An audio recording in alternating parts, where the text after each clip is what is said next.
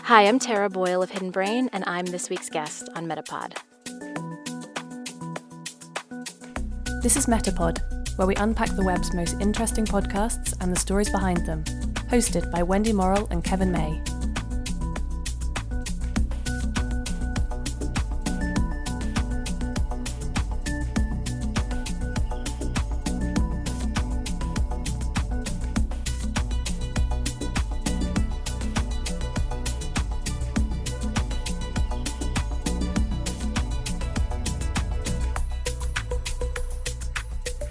Hi, this is Wendy.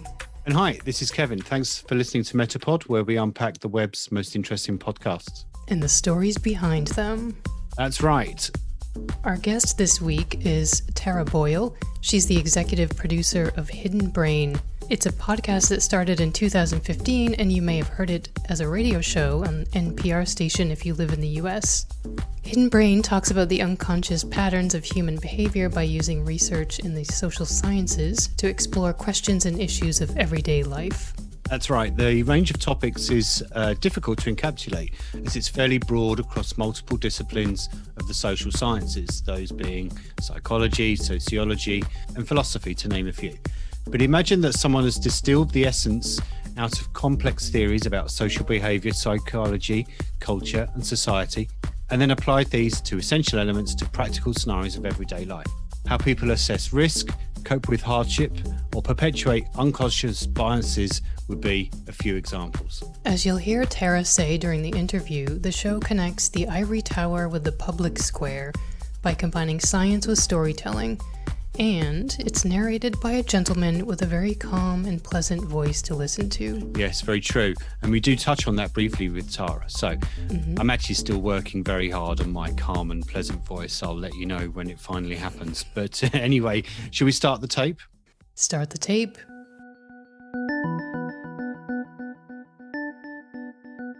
Tara, welcome to MetaPod. It's my pleasure. So glad to. So I thought I would kick things off by referring to a recent episode of Hidden Brain, which I enjoyed very much, titled The Snowball Effect.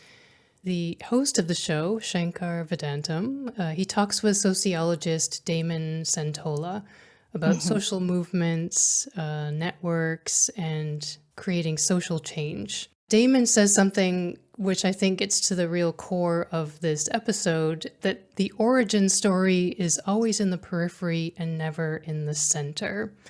And my question to you is if Hidden Brain has an origin story that originates in the periphery. That is such an interesting way of thinking about our origin story. And, I think the answer is yes, because if you had asked Shankar when he started his journalism career, if he would be hosting a show about this topic for people listening to something called podcasts, I think he would have said, what on earth are you talking about? And Hidden Brain essentially started not as an audio project, but as a reporting project that he pursued when he was working in newspapers.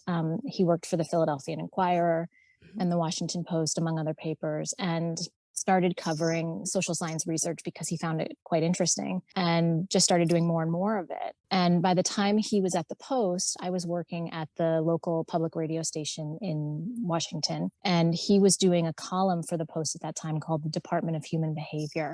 It was always one of my favorite things to read in the newspaper. It was just a fascinating look at social science research in a general mainstream newspaper. And so one day I said to my boss on the show that I was working on, which was a local talk show, I said, I think we should talk to this guy, Shankar. I think a lot of people have a lot of questions about human behavior and would want to talk with him. And eventually we brought him on. And the very first time he was on the air with us, we opened the phone lines, and it's rare to see something like this. They just lit up, like a Christmas tree. And it was like that every time he came on the air, that both people really wanted to talk about these issues, and he was just really dynamic at distilling complex, sometimes sort of arcane research in a way that people could digest and apply to their lives.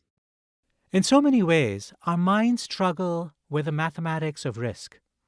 Exponential growth is hard for us to conceptualize. And as we heard earlier, the difference between a 1% risk and a 99% risk becomes difficult to take into account when our emotions become part of the equation. Then there's the issue of control and whether we feel like we're the ones making choices about which risks to take. More than 50 years ago, the researcher Chauncey Starr discovered something curious. People were willing to accept far greater risks for activities that they chose over activities that did not involve personal choice. They accepted a higher level of risk for, say, skiing or bungee jumping, but found a similar level of risk unacceptable when it came to things like building safety or the use of preservatives in food. Paul and other researchers have refined this idea in subsequent studies, but this core finding about the importance of personal control may help us to understand why some people say they are not worried about becoming ill with the COVID-19 virus, but are worried about the safety of the COVID-19 vaccine. You feel you have control when you go to a restaurant. You convince yourself the risk of the virus is small. But you don't have control over how a vaccine is made. You have to trust the results of studies conducted by scientists whom you will never meet.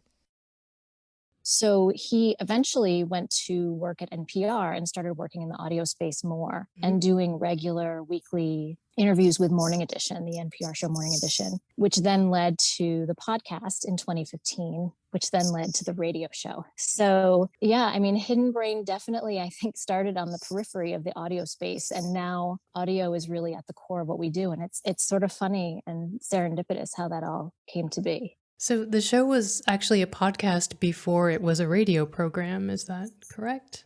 Yeah. It's interesting. And I think, there are a growing number of shows that start that way. When we started, I think that was rare. It was much more that you became a radio show first, and then the digital side was an offshoot from that.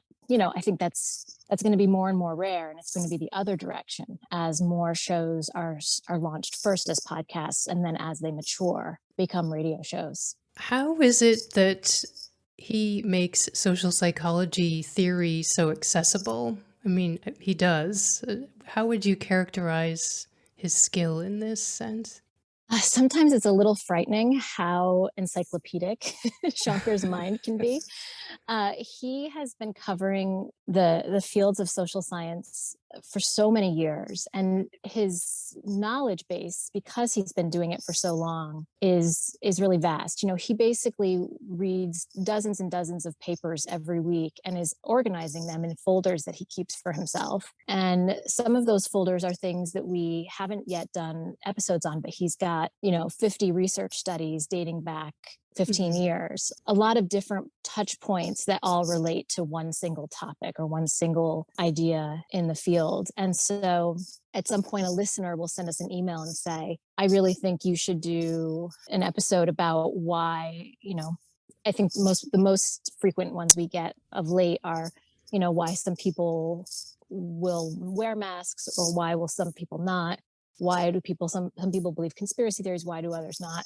And just as two examples, but we get such a range of comments from listeners offering tips for ideas that they think we should do. And often Shankar will say, aha, that's related to X topic in psychology that researchers have been looking at since the 1960s. And he'll open a folder and pluck 17 research studies. And sometimes even better, he'll pluck out an interview that he did a number of years earlier and will be just a great base to start from in terms of thinking about a topic. So I guess the answer is how he has gotten so good at that is I think he has a very analytical mind and is very good at sort of distilling down to what the essence of a topic is, but also its longevity in the field and really developing expertise over time. I think one thing that we have learned, and it's part of the mission of the show, is combining storytelling and science together is really important. The storytelling is what gives life to an episode. It's what allows us to relate to the ideas.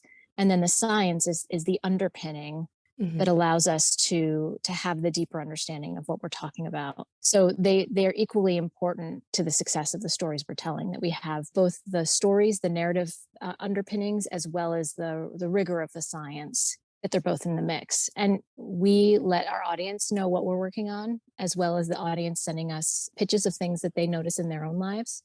So we very frequently do listener call outs saying, we're working on an episode about X, Y, or Z, and people will write to us and share their stories, which is really gratifying, the trust that our listeners put in us to share really vulnerable, sometimes painful stories with us. It really takes a lot of courage to be willing to share those stories with a broader audience and a lot of trust in us to handle their stories with care.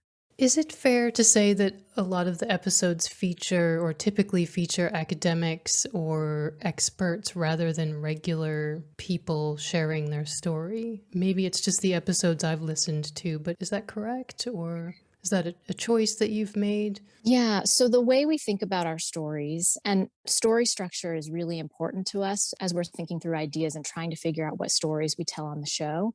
So we do two kinds of episodes on Hidden Brain, and the terminology that we use for them is that we do spotlights and we do ensembles.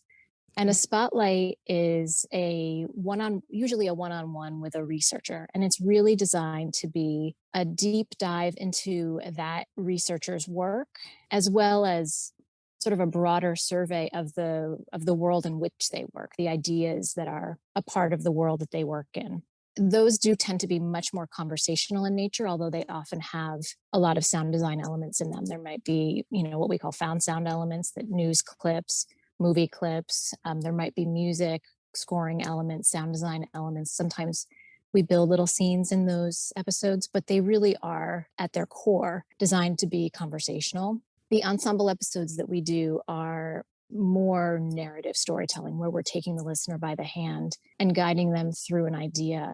In those episodes, we're often synthesizing research from multiple different scholars. We're bringing together ideas that might be from very disparate fields, perhaps something from psychology, something from philosophy, and weaving different areas together to create our own thesis. So two different kinds of episodes.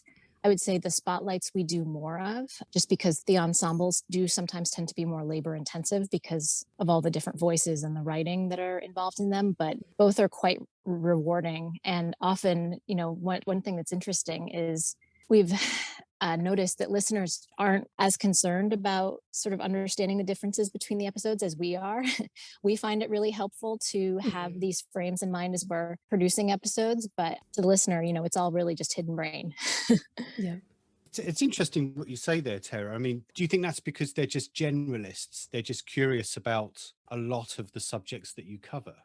I think it's worth being humble as a podcaster in terms of being very honest with yourself about the fact that people are coming to your work with their own perspectives and needs at the forefront. That people are doing other things while they're listening to podcasts most of the time. So they are inherently multitasking, and they are going to hear, and they should hear, what they're listening to from the perspective of their own lives. They're going to bring their own story to what they're hearing. And that's a good thing. You want them to connect what you're producing with their own lives in that way. But I think what it means is that the way we intend something to be heard is not necessarily the way the listener is going to hear it. And, we can only produce things with our own minds and our own perspectives. We can't necessarily anticipate all the different ways that listeners will process and respond to something. But I think it's good that listeners are bringing their own selves to the work and having responses that are unique to them. What sort of better honor can you get from podcasting than to have people engage with your work in that way? I imagine last year, 2020, was somewhat ironically, I suppose,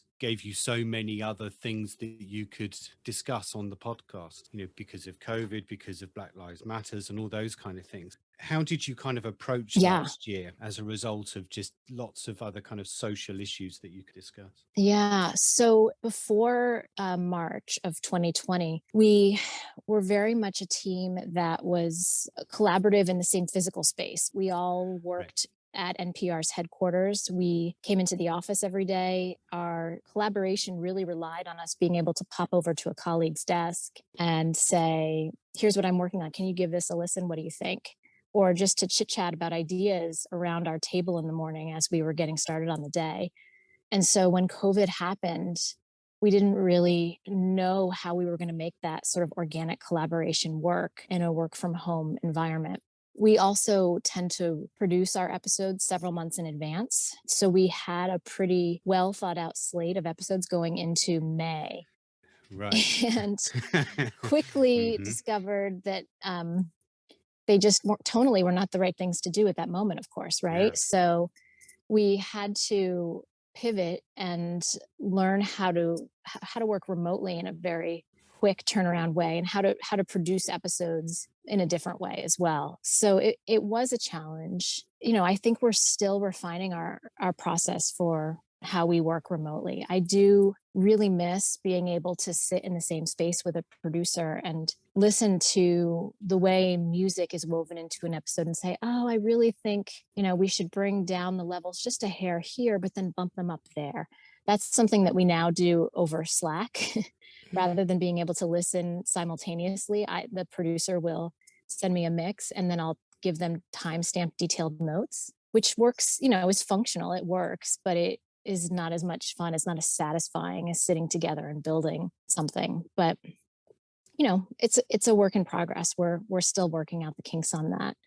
And then, of course, in October, we became an independent production. So we're not just learning how to work virtually in the midst of COVID, but learning how to run our own production company, so 2020 is a bit of a blur. I, I have a hard time sort of, navigating, trying to have specific memories of 2020. It all just feels like a carnival ride that was one long spin, but Yeah. it was good. The reason why I bring up 2020 again is that, so much of the episodes are based on talking to academics that have got years of research and peer-reviewed papers. And in 2020, there was no chance to do lots of peer-reviewed research because everyone was living either in a pandemic situation or, these things can often take years. So did that change the dynamic of how you dealt with the subjects you chose? Because it was much more kind of, and I'm going to make up a word here, like insta analysis rather than something that's steeped in lots of university academia. Yeah, that's a great question. The way we tried to approach that was to split the difference and to do things that felt timely, Hmm. but also were timeless. That's a reflection of what we try to do in general at Hidden Brain is to ride the wave of zeitgeist and what people really are thinking about and feeling at a moment in time without being on a given day's news. So for example, with our coverage around COVID, we did episodes on social isolation and loneliness and the importance of connection. We did an episode on cultural differences, loose cultures versus tight cultures, and how we might think about the pandemic within the framework of how much societies conform to rules or not. We did an episode about how we tend to assume without realizing it that people are bad. It's woven into our public policy. It's woven into a lot of our assumptions as societies. And in fact, when you look for people doing good, you see much more of it around you than you realized was happening. And what would societies look like if we worked instead on the assumption that most people have good intentions?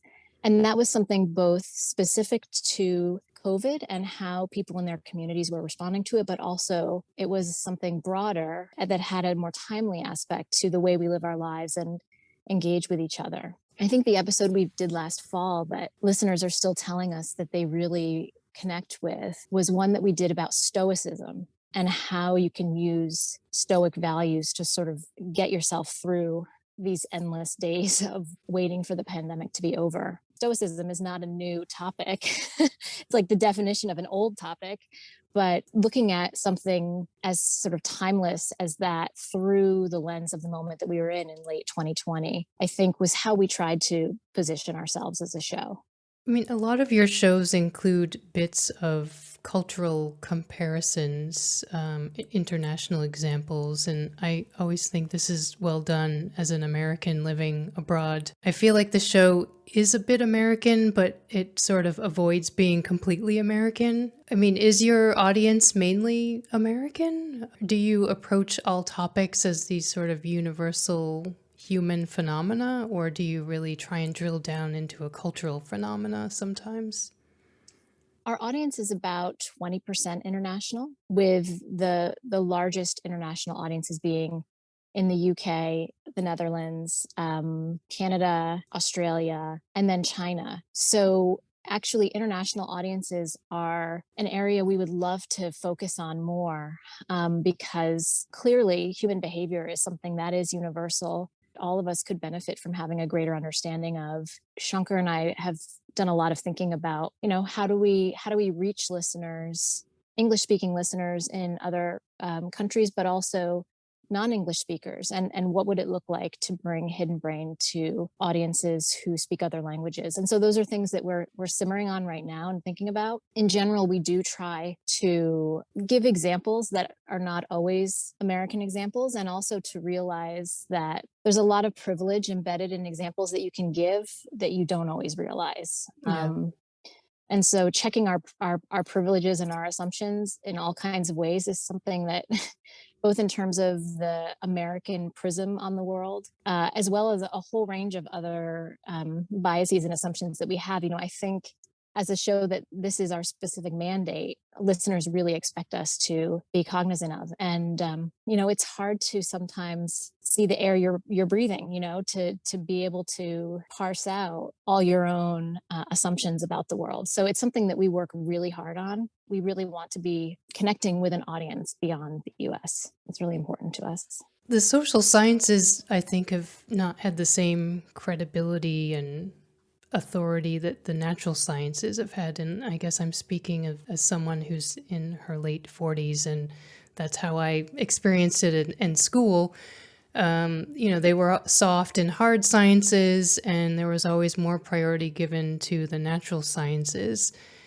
I think that that's changed a lot in the last several decades. And would you agree with that? And if so, why and how do you think that's changed? I would agree with that. And I think partly the passion that the general public has for these topics really speaks to that, that there are shows like ours and, the rise of TED Talks that talk about a lot of social science areas, and, the rise of all kinds of podcasts and shows and materials for the public that really reflect that there is a larger interest in and audience for these outside of academia. I think that there is an assumption that the hard sciences are somehow more rigorous than social sciences. That's a longstanding bias in academia. It's something that we try to be sensitive to as a show. And I think the way that it is something that we think about as a show is that there is definitely a bias towards quantitative research, towards things that can be measured in a very specific way. Certainly, there is something pleasing about quantitative research for us as journalists, that it feels very neat to cover. There's some security in the rigor of the way quantitative research can be done. But we also recognize that qualitative research is really important. And a number of the episodes we've done that have been, I think, among our most important episodes have included qualitative research. I think about one example is an episode that we did called The Lonely American Man, which is about how men, as they age, that a lot of their friendships fall away. And why does that happen? And we interviewed a researcher named Niobe Way, who has done really interesting qualitative research with boys looking at their relationships. Yeah, I think the bias toward hard sciences and the bias toward quantitative research is something we're certainly aware of, something we try to recognize in ourselves and ward against so that it is not limiting to us. And covering areas, for example, like philosophy has really enriched our show. I would say particularly in the last year, we've done a lot more in philosophy as an example than we had in the past. And so I think, we're still feeling our way forward with this, as well as I think the academic world is, in terms of shifting attitudes toward what counts in social science and how to do research well. Those are longstanding issues that we are watching from the sidelines and just try to be mindful of in terms of how we do our coverage. You spoke just then about covering areas such as philosophy. One of your recent guests was Peter Singer. He has some pretty strong views on utilitarianism and things like that. And I thought there was a really interesting episode, but a pretty difficult listen in places. And it was only when I was doing some more research on him that he's a fairly controversial figure in some quarters. I wonder, just as a show, how do you manage that process of saying, okay, we're going to have a guest this week that is quite polarizing to some people, and how do you kind of manage that? So I think we work that through on the front end with doing really rigorous research. And the most important vetting process we do happens on the front end when we're selecting guests, when we are looking at the depth of their publication track record, analyzing how much are they cited by their colleagues, their peers in the field, how well has their work stood the test of time. Particularly with our spotlights, our researcher conversations, those are all really important questions that we're asking before we choose guests. We also don't want to shy away from topics that can be tough and that can force us to engage with hard questions. As journalists, it is really important to us that we not shy away from that. That said, we are a show that really, I would say, both in terms of how we interact with each other as a team and as well as how we present ourselves to the world and our core values, we really focus on kindness and empathy. We want to be a force for rigor, but also to be respectful of perspectives that are not our own. And to, as I said earlier, expect that most people are coming to their interactions with good intentions. And that we can have respectful conversations that don't need to devolve in ways that make people feel hurt or bruised. And so when we have conversations with people who have had important, if provocative, things to say, we try to do so in a way that is very mindful of the ways in which people have reacted to them and try to navigate that as sensitively as we can without shying away from having the conversation as a whole. And a number of our episodes, we do let listeners know when, particularly with our radio show, where we know people might just be turning on the radio without having any context of what they are about to hear.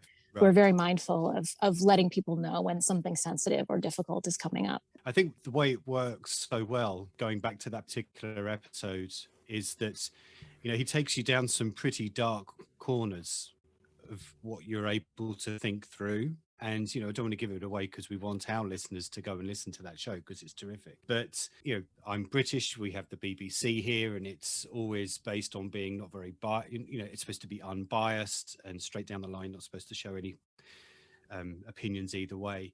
And most of the episodes that I've listened to of Hidden Brain, I get the sense that he has that kind of mentality that he's coming across as trying to remain unbiased and just getting information from the person that he's interviewing. But there are a couple of moments in that particular one, and obviously you can't speak for him, but there are a couple of moments in that particular one where you definitely got a sense that he was thinking one particular way. So my long-winded question actually leads to, is that a deliberate part of the philosophy of going back to that word of the show?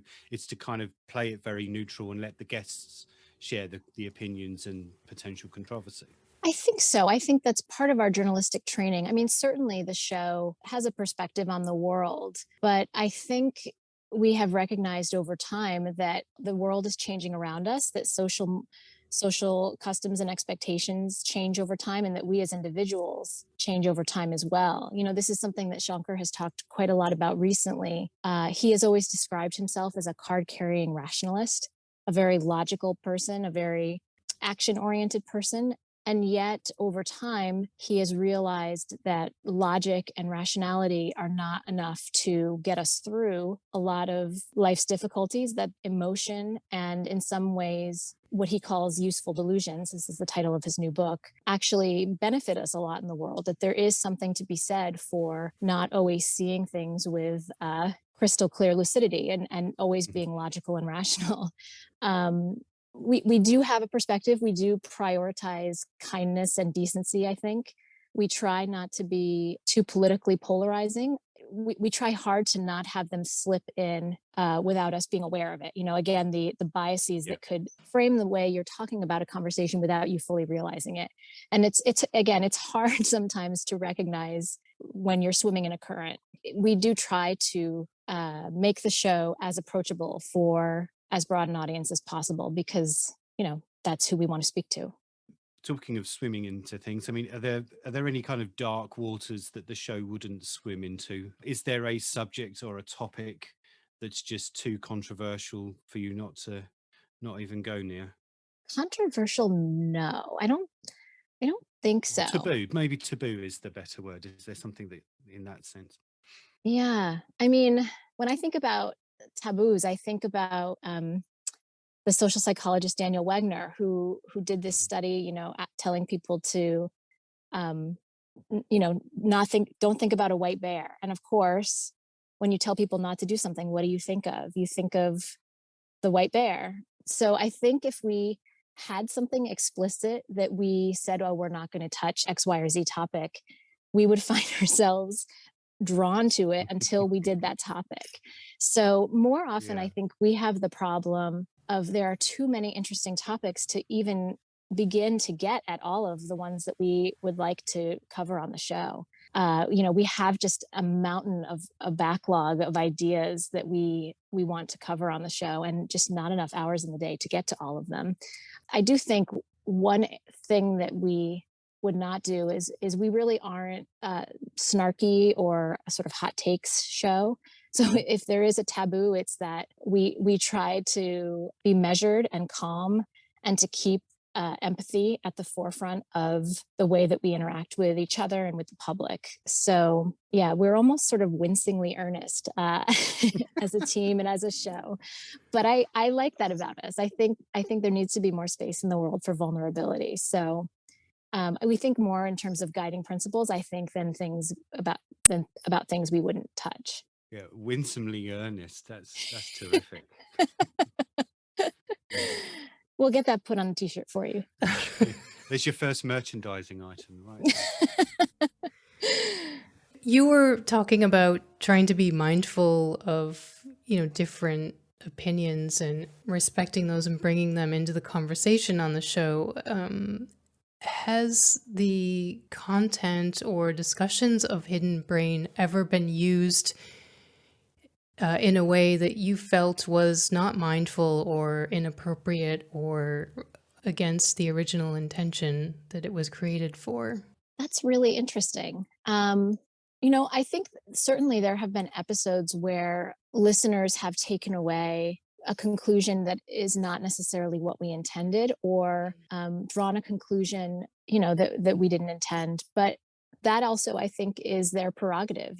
People do come to our work with their own perspective and their own way of viewing the world. And I don't think it's necessarily my place to tell a listener, no, you're wrong in your interpretation of this. I mean, sometimes facts are facts, and it's worth clarifying that. But often it's a matter of framing and their understanding of the world as they see it. And part of the thing about covering human behavior is that it's a topic we're all experts in, right? So, I think often people feel, no, you're wrong. I have a perspective that is very different, and here's why. That's great. I mean, that means that they're engaging deeply with our work and thinking about their own lives. And, that's just hugely rewarding as a show. Is the show used in any other contexts, such as education or activism? Yeah, we did a pilot project some years ago where we developed study guides for Hidden Brain episodes. We had a fabulous intern who worked for us on a summer project developing those for middle school, high school, and college students. So she developed a range, across a range of ages. And it was a really rewarding project, really interesting. But it was not something that was possible to streamline in a way that made it practical to be a larger project. And part of the reason for that is that in the US, the school curricula are developed at the state and local level. And so every jurisdiction has different requirements and rules. And so to develop something that conforms to different curricula was just a very head-spinning prospect to try to grapple with. So as a small team, it ended up being too much for us to try to navigate. But we hear from college professors, high school teachers all the time saying that they're using our work in the classroom. And I love that. I love that young people who might not have otherwise encountered our work are getting to engage with it, getting to engage with these ideas from academia, you know, that's really part of our mission, is to, you know, connect the ivory tower and the public square. And so to bring ideas that might otherwise, you know, be read in journals by other fellow PhDs, it's really great to think high school students are also learning about these things. So I love that. Do you often get feedback of people saying you've got that totally wrong, or I completely disagree with the guest and here's why, and it's potentially another academic? Yes, I would say because we cover such a broad range of fields, sometimes academics from one field will say, you know, you talk to a sociologist about this, but political science has been Right. studying this and in this through this lens for many years, and you didn't acknowledge that. So that kind of feedback we do get sometimes, and you know, I absolutely hear that feedback. I think that's valid. It's when you're covering so many different fields and so many different topics, it's sometimes hard to be all encompassing in a given episode, but that kind of feedback is also helpful in terms of helping us to grow and to learn as journalists and as people, you know, trying to stay on top of many different areas. More often we get feedback from people who really love Shankar's voice, who like to listen to the show before they go to sleep. So I try not to be offended. People are drifting off to our podcast. I actually think it's very sweet. But yeah, as he does have a Kevin. nice voice. He does have a nice voice. I'll give him that. Oh, Kevin, is that you? Do you listen to my show as you fall asleep? Is that what's being revealed here? I listen to the show mostly when I'm walking the dog, but I have been known to listen to it when I'm going to bed, but not in order to drift off to sleep, because I'm fully engaged, of course. Of course, yes. You know, but you know, to my earlier point, I think we all feel like experts in ourselves, in our own minds, and so you know, I think it makes sense that people sometimes will have different experiences than those that we have articulated on the show, and will say that's not my experience. And I read all those responses, and they really inform the work that we do moving forward. So it is helpful. So it's been on the air for 5 years, correct? So the podcast launched in September 2015. October 2017 was the radio show. I have family members in academia, so I can say this with some degree of comfort, that often academia is fairly slow to move. But has there been any particular subject that has changed over time based on new research that has come out in the period since you covered it? Oh my gosh. Yes, I'm sure that there's so many. This is not exactly answering your question, but you know, I think one of the perennial pain points for the social sciences is replication. Is, you know, does this study is it able to be replicated 5 years down the road in a different context, or in the exact same context? This is something we've covered on the show, something that we think is quite interesting, but also think it's worth keeping in mind that human behavior is squishy, and that we are going to be learning, you know, so much over time, and that any given study really should be thought of as a single data point among many, many data points. And if something is found to not replicate, I mean, that is part of how science moves forward. It's not necessarily a sign that things are necessarily broken. It's a sign that this is how we learn and grow, and our views are going to be updated as we go, and that's a good thing. I'd like to ask about, you know, you're talking about Shankar's voice there, and one of my favorite parts of the show is at the end, he keeps you listening with the Unsung Heroes segment. Can you tell us a little bit about that segment, how it started, and what the thinking is behind it? Yeah, that segment completely caught us by surprise, how people have connected to it. I can't remember exactly. I could probably go back and pinpoint the exact episode where it started, but essentially it was just Shankar had an impulse to thank some individuals who were not on our staff, but had been helpful in a show. Our unsung hero this week is Michael Costagliola. Michael is a composer whose music and sound design work has been featured in theater productions across the country. Since the pandemic has upended the theater world, Michael has expanded into making music for podcasts. Composing for podcasts is difficult because the music has to be understated to allow the story and ideas to shine. Michael intuitively understands how to do this and his work has the added benefit of being beautiful and distinctive. You heard some of it in today's episode. Thank you, Michael. It became sort of its own segment almost organically without us realizing how big it would be for the listeners. But the Unsung Hero segment is something I've probably gotten more emails on that single topic than on anything else. Really? Which is another great example of how listeners come to your work and they're going to respond to it how they're going to respond to it. You won't necessarily know what is going to be the most powerful thing that might resonate. The Unsung Hero segment, I think, really touches a chord. We've talked a lot about why that is, that there's something really powerful in seeing someone express gratitude to someone else. That's like very emotionally satisfying to bear witness to.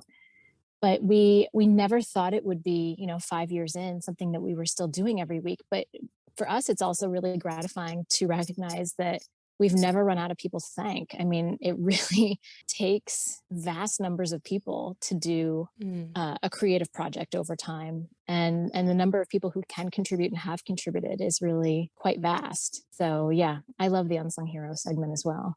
Okay, so we're coming up to the end here. So we thought we would do a quick fire round, if that's okay. Oh God. Okay. I'm ready. And we can edit this to make it sound quicker, of course. What are you saying, Kevin? No, I'm just... No, Kevin's I just want your volunteered to answers edit this episode, I think. Please take that in the spirit in which it was meant.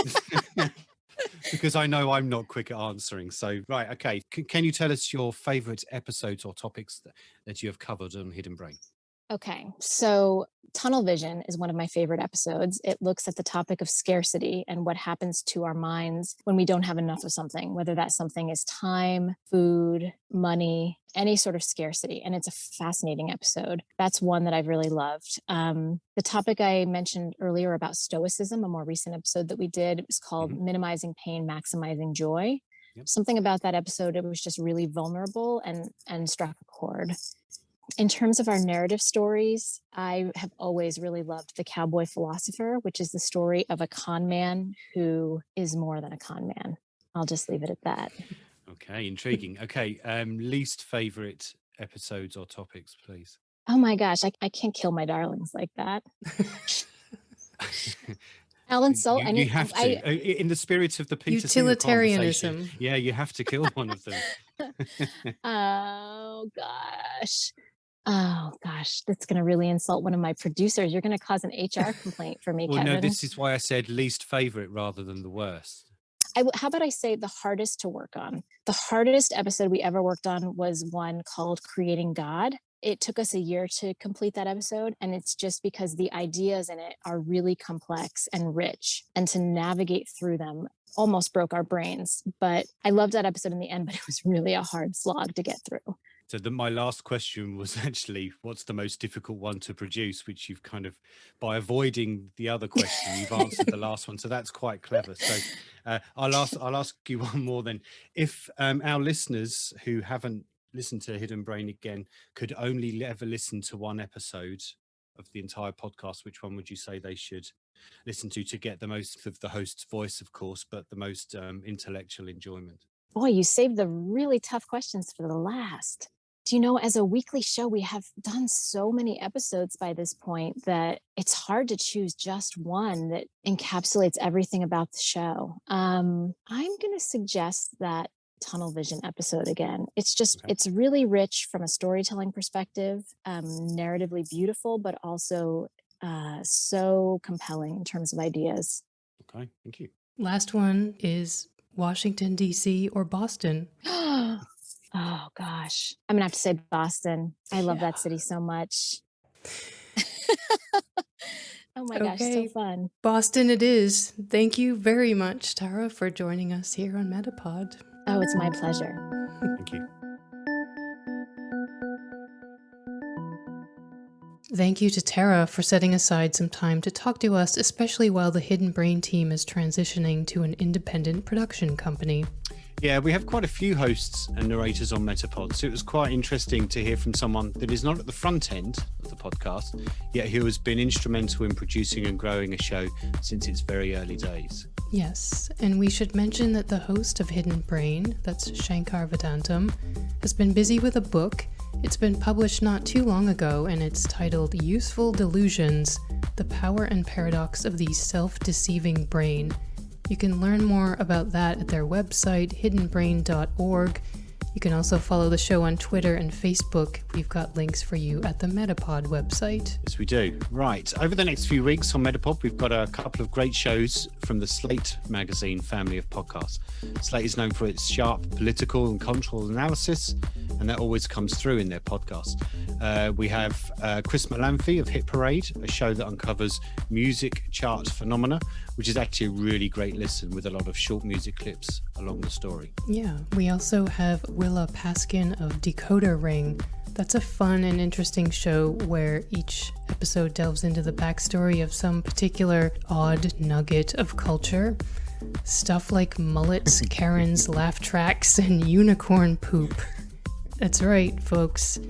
And the show's been on break for a few months, but it's coming back very soon. So you'll hear more about that in our talk with Willa. So meet us back here for all that good stuff. Plus, don't forget, Wendy, more true crime on May the 5th. We talked to Laura Palmer, a Canadian journalist and broadcaster turned podcaster, about her show Island Crime. The show focuses on missing persons cases on and around Vancouver Island. So like we said, we'll see you back here, but that's it for now. We'll see you next time. That's it for MetaPod this time. Thanks for listening. MetaPod will be back soon with another unpacking of the web's most interesting podcasts. But in the meantime, make sure to subscribe at any of the usual places you find your other favourite podcasts. We'd hate for you to miss upcoming episodes, and we'd love it if you left us a review. You can let us know what you think of this episode by going to metapodshow.com. We'll see you next time. MetaPod is produced by Wendy Morrill and Kevin May.